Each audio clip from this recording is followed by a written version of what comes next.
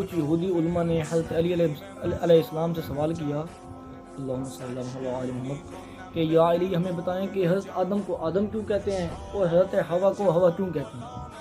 حضرت علیہ السلام نے جب ان کا جواب بتایا، کہا کہ یہ زمین کے جو حصے ہیں نا، پارٹس، مختلف پارٹس، وہاں سے مٹی لی گئی، جیسے مطلب پیلی مٹی ہے یا ریتلی، یہ سب لی گئیں اور ان کو مکس کر کے نا حضرت آدم کا جسم بنایا.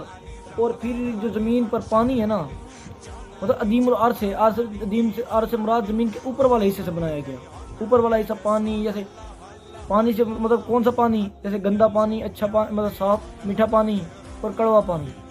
تو جو میٹھا پانی تھا ان کے حلق میں اتارا گیا، یہ تھا میٹھا پانی کا استعمال. اور جو کڑوا پانی تھا اس کا استعمال کیا گیا آنکھوں میں. اور جو گندا پانی تھا اس کا استعمال کیا دماغ میں. اور جو دوسرا سوال ان کو تھا کہ یا علی، کہ ہوا کو ہوا کیوں کہتے ہیں؟ امام حضرت علی نے فرمایا کہ ہوا کو ہوا اس لیے کہتے ہیں کہ ان کو جاندار سے بنایا گیا، اس وجہ سے انہیں ہوا کہتے ہیں. اور اسی